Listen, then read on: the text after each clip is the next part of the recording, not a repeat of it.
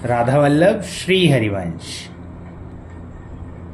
आज से श्री सेवक बाणी के हम लोग नित्य प्रतिदिन 5 छंद का पाठ करेंगे, जिसमें पहला प्रकरण जो है आज से शुरू करते हैं हम लोग। श्रीहित बंदे श्री राधा वल्लभो जयति, श्री सेवक बाणी, श्रीहित जस बिलास। प्रथम प्रकरण भूमिका, यहाँ से प्रथम प्रकरण शुरू हो रहा है और नित्य प्रति हम लोग 5-5 पाठ छंद के करेंगे। यह सुविदित है कि श्री सेवक जी ने श्रीहित जी महाराज से उनके अंतर्ध्यान हो जाने के बाद स्वप्न में दीक्षा ग्रहण की थी। श्री हिताचार्य ने श्री राधा चरण प्रधान वाली एक नई रस पद्धति की स्थापना की थी, किंतु उस पद्धति की सिद्धांत रूप से व्याख्या किए बिना ही वे लीला में प्रवेश कर गए थे। उनका जो साहित्य उपलब्ध है उसमें केवल रूप सौंदर्य का चित्रण एवं श्री श्यामा श्याम के रस विलास का वर्णन है। इन वर्णनों में जहां तहां उनकी विशिष्ट रस पद्धति से संबंधित संकेत दिए हुए हैं, किंतु उनके आधार पर किसी सुशृंखलित एवं क्रमबद्ध रस एवं उपासना पद्धति का निर्माण अत्यंत दुर्लभ कार्य था, और यह उसी भाग्यशाली के लिए संभव था जिसने श्रीहित महाराज की कृपा से उनके हार्द को सम्यक एवं पूर्ण रूप से समझ लिया हो। श्री सेवक जी ऐसे ही महापुरुष थे। सेवक जी के चरित्रकार ने लिखा है कि श्री हिताचार्य ने उनको स्वप्न में केवल मंत्र ही नहीं सुनाया था, अपने धर्म का सारा भेद भी बतला दिया था और उसके साथ बाणी रचना की शक्ति भी दे दी थी। सेवक जी ने अपनी बाणी में श्रीहित 84 का पूरा आश्रय लिया है और रसोपासना के जो सूत्र जिस पद में विद्यमान है उनको स्पष्ट और पल्लवित कर दिया है। सेवक जी ने अपने प्रत्यक्ष अनुभव के आधार पर यह बहुत स्पष्ट रूप में समझ लिया था कि श्री हिताचार्य की संपूर्ण उपासना और रस पद्धति स्वयं उनके ही प्रेम स्वरूप का विकास है। उन श्री हिताचार्य के स्वरूप से नित्य विहार के चारों रूप श्री राधा, श्री श्याम सुंदर, श्री वृंदावन, श्री सहचरी नितांत अभिन्न हैं और ये उनके स्वरूप भूत प्रेम की ही विभिन्न परिणतियां हैं। इसलिए सेवक जी ने अपनी बाणी में श्री हरिवंश नाम को परात्पर प्रेम तत्व के रूप में उपस्थित किया है, और वे श्री श्यामा श्याम की क्रीड़ा को प्रेम क्रीड़ा न कहकर श्री हरिवंश खेल कहते हैं। सेवक जी ने अपनी बाणी के 11वें प्रकरण श्रीहित ध्यान प्रकरण में बताया है कि श्री हरिवंश नाम के जप के साथ उनके सखी रूप का ध्यान करना चाहिए। श्री हरिवंश चंद्र जी के रूप में श्री राधा की अंतरंगा सखी ने श्री श्यामा श्याम की नित्य प्रेम क्रीड़ा का परिचय देने के लिए अवतार ग्रहण किया था। सहचरियों की सर्वस्व श्री राधा है एवं उनके रोम रोम में श्री राधा नाम एवं रूप पूरित है, अतः उन सहचरियों के ध्यान से श्री राधा के चरण कमलों में अनन्य प्रीति उत्पन्न होना स्वाभाविक है। सेवक जी ने इस 11वें प्रकरण के अंतिम छंद में कहा भी है कि श्री हरिवंश नाम के जप से परम आनंदकारी प्रेम लक्षणा भक्ति प्राप्त होती है और श्री राधा के युगल चरणों में अत्यंत भारी प्रीति उत्पन्न हो जाती है। सेवक जी की उपर्युक्त योजना से 3 बड़े स्पष्ट लाभ हुए हैं। प्रथम, संपूर्ण नित्य विहार श्री हरिवंश प्रेम की परिणति घोषित किए जाने से प्रेम परात्पर तत्व के रूप में स्थापित हो गया और भगवत ऐश्वर्य उसके अधीन हो गए। इससे लीला का विकास एकमात्र प्रेम की अंतरंग प्रकृति के रूप अनुरूप होने लगा और उसमें किसी विजातीय तत्व की मिलावट का अवकाश नहीं रहा। द्वितीय, श्री राधा श्याम सुंदर के अनेक रूप लोक में प्रचलित हैं तथा श्री वृंदावन एवं सहचरी गण के संबंध में भी अनेक मान्यताएं पुराण आदि में मिलती हैं। श्री श्याम सुंदर का गान करने वाले रसिकाचार्यों ने भी अपने दृष्टिकोण से के अनुसार भिन्न भिन्न प्रकार से लीला गान किया है। सेवक जी श्री श्यामा श्याम की प्रेम केली को श्री हरिवंश केली कहकर उसे श्री हरिवंश के लीला से संबंधित विशेष दृष्टिकोण के साथ बांध देते हैं और उसको समझने में किसी को कोई भ्रम नहीं होता। तृतीय, सनातन वैदिक धर्म में आरंभ से ही गुरु और ईश्वर को समान माना जाता रहा है। अनेक बार तो गुरु को ईश्वर से अधिक महिमाशाली कहा गया है, चाहे भक्ति मार्ग हो, चाहे ज्ञान मार्ग हो या कर्म मार्ग हो। गुरु और ईश्वर के भेद का यह सिद्धांत सर्वत्र समान रूप से आदर पाता रहा है, किंतु हमारे ज्ञान के अनुसार किसी भी धर्म या संप्रदाय के सिद्धांत का विकास गुरु और गोविंद की समानता के आधार पर नहीं हुआ है। सारे सिद्धांत पर तत्व रूप ब्रह्मा अथवा भगवान के स्वरूप एवं दृश्यमान जगत एवं जीव के स्वरूपों को लेकर खड़े हुए हैं, किंतु सेवक जी ने अपना सिद्धांत गुरु के स्वरूप विवेचन के आधार पर खड़ा किया है। अन्य लोगों ने जहां इष्ट के साथ गुरु का अभेद प्रतिपादन किया है, वहां सेवक जी ने गुरु के साथ इष्ट की अभिन्नता प्रतिपादित की है। परिणाम स्वरूप जहां अन्य मार्गों में इष्ट में गुरु का अंतर्भाव हो गया है, वहां श्रीहित धर्म में इष्ट का अंतर्भाव गुरु में हुआ है और सेवक जी की उपर्युक्त योजना का यह तीसरा स्पष्ट लाभ है। प्रथम प्रकरण का सार संक्षेप। श्री सेवक वाणी के प्रथम प्रकरण में 14 छंद हैं। प्रथम छंद में सेवक जी ने श्री हरिवंश नाम में अपनी अनन्य निष्ठा का ज्ञापन करके अपनी वाणी की रचना का प्रयोजन बतलाया है। उन्होंने श्री हरिवंश चंद्र जी से सुबुद्धि प्रदान करने की प्रार्थना की है, जिसके सहारे वे उनके गुणों की माला का गुंथन कर सकें और अपने कंठ में धारण करके उसको सुघोषित कर सकें। दूसरे छंद में सेवक जी ने श्री हरि और श्री हरिवंश का अभेद स्थापित किया है एवं श्री वृंदावन का संपूर्ण वैभव उन्हीं की संपत्ति बतलाया है। ब्रज वृंदावन से संबंधित सखी भाव एवं सखा भावों में कोई अंतर किए बिना दोनों को श्री हरिवंश चंद्र जी की ही प्रभुता का अंग बतलाया है। तीसरे छंद में एक और श्री हरिवंश चंद्र जी की अमित महिमा एवं दूसरी ओर अपनी लघुमति एवं सीमित बुद्धि की ओर संकेत करके पुनः बुद्धि प्रकाश प्रदान करने की प्रार्थना की है। चौथे छंद में श्री हरिवंश चंद्र जी के प्राकट्य के समय भारतवर्ष की धार्मिक स्थिति का मार्मिक वर्णन किया है। पांचवें छंद में श्री हरिवंश जी के प्राकट्य का प्रयोजन बतलाया है। छठे छंद में श्री हिताचार्य के प्राकट्य का स्थान, दिन एवं उनके माता पिता के नामों का उल्लेख किया है। सातवें छंद में उनके उल्लास में जन्मोत्सव का वर्णन किया है। आठवें एवं नौवें छंद में श्री हरिवंश चंद्र जी के मंगलमय प्रभाव का वर्णन है। 10वें छंद में श्री हरिवंश चंद्र जी के अद्भुत सौंदर्य एवं उनके बाल विनोदों की चर्चा है। 11, 12 और 13वें छंद में सेवक जी ने श्री हरिवंश चंद्र जी द्वारा किए गए भक्ति प्रचार और विशद वर्णन किया है। इसमें वर्णित सब बातें ऐसी हैं जिनका संकेत मात्र भी श्री हिताचार्य के उपलब्ध साहित्य में नहीं मिलता।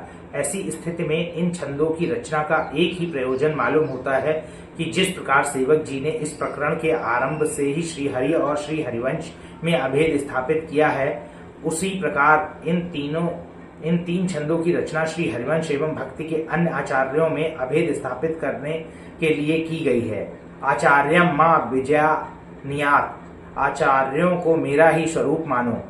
श्रीमद् भागवत की इस उक्ति के अनुसार श्री हरि एवं भक्ति आचार्यों में अभेद है, अतः श्री हरि रूप श्री हरिवंश चंद्र जी के साथ भी उनका अभेद घोषित करना सेवक जी के लिए स्वाभाविक था।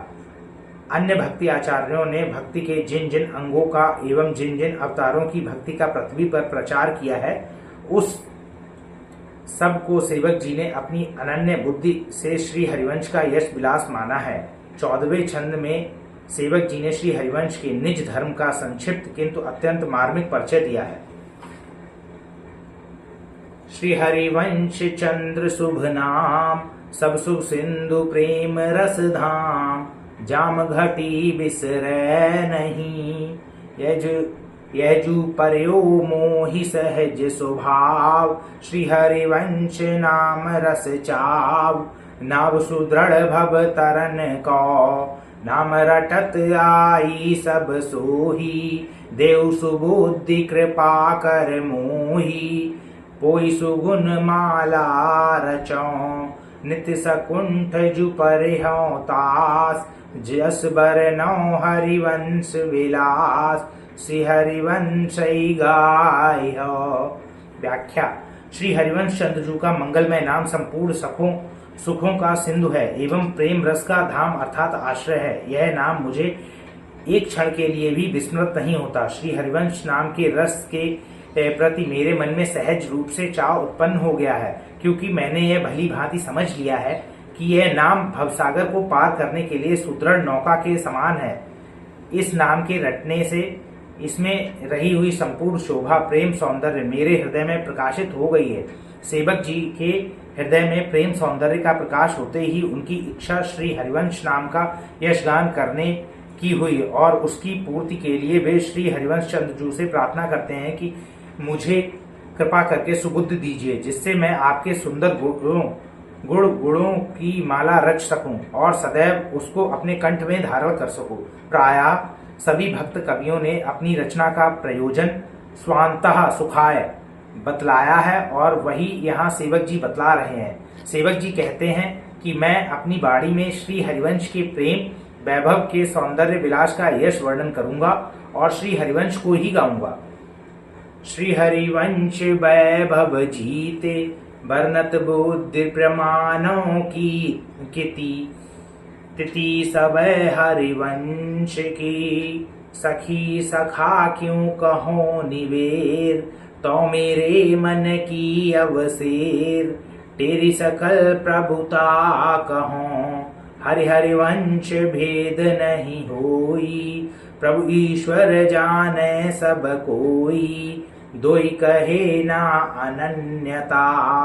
विश्वंभर सब जग आभास, जस बरनो हरिवंश विलास। श्री हरिवंश गाय।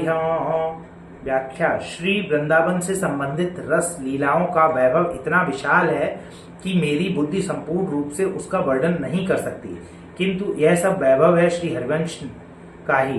ब्रज लीला से संबंधित सखागण एवं निकुंज लीला से संबंधित सखीगण को अलग अलग कहने से मेरे मन की ही संकुचितता प्रकट होगी, क्योंकि यह दोनों सखी और सखा श्री हरिवंश की ही प्रभुता के अंग हैं। वस्तुतः श्री हरि और श्री हरिवंश में उसी प्रकार कोई भेद नहीं है जैसे प्रभु और ईश्वर में नहीं है। दो कहने से तत्व की अनन्यता एकता नहीं रहेगी। जिस प्रकार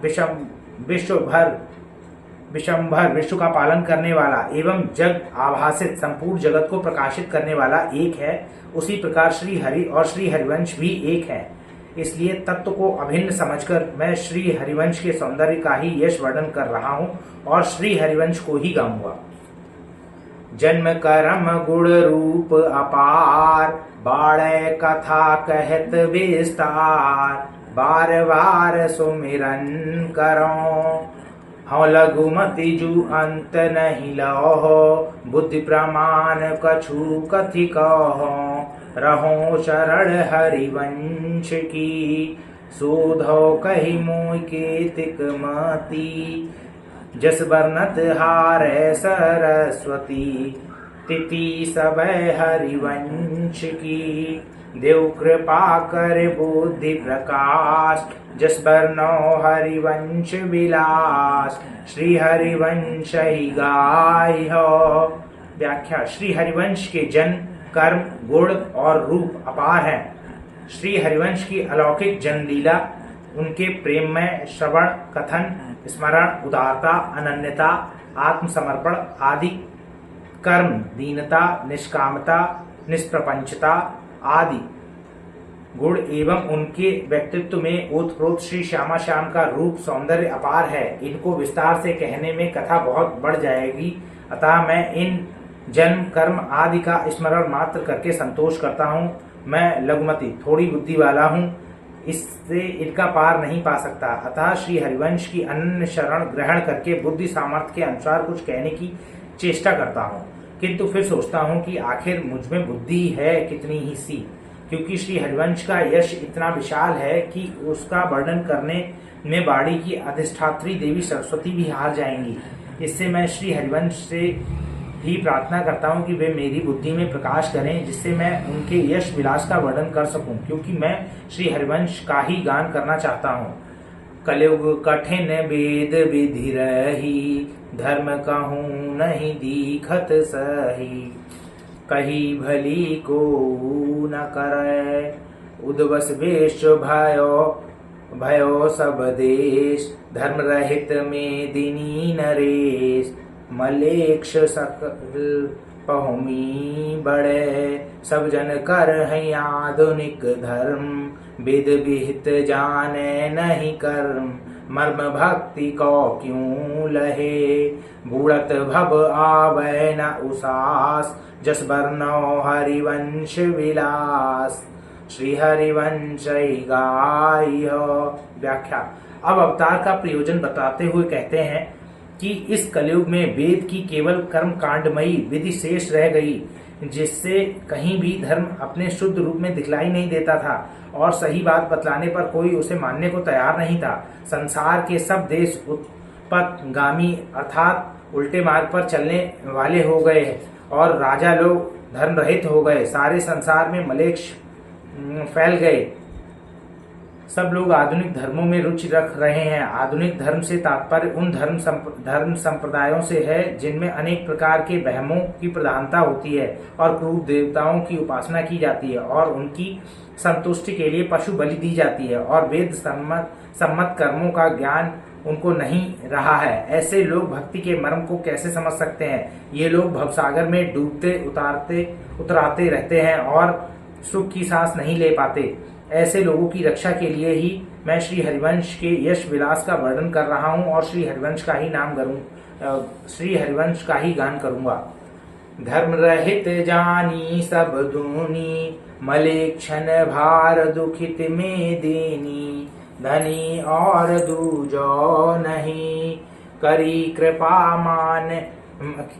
कृपा मन कियो विचार। श्रुति पथ विमुख दुखित संसार, सार वेद विधि ऊर्ध्वरी। सब अवतार भक्ति विस्तरी, पुनिरस रीति जगत उद्धरी। कर्यो धर्म अपनो प्रगट जान धर्म को नाश। जस बरनौ हरिवंश विलास, श्री हरिवंश गाय।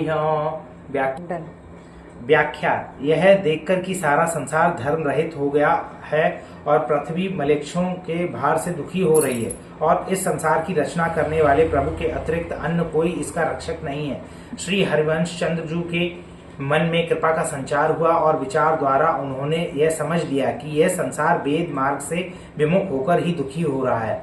अतः उन्होंने वेद की सार विधि भक्ति का उद्धार किया। उन्होंने सब अवतारों की भक्ति का प्रचार करके संसार में पुनः रस रीति का उद्धार किया और अपना धर्म प्रकट किया। जो धर्म का नाश करके प्रकट हुए थे, उन श्री हरिवंश के यश विलास का मैं वर्णन कर रहा हूँ और श्री हरिवंश का ही गान करूंगा।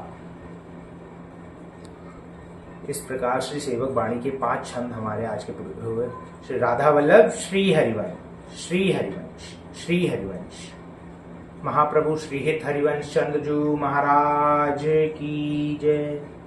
जय जय श्री राधे, जय जय श्री राधे, जय जय श्री राधे।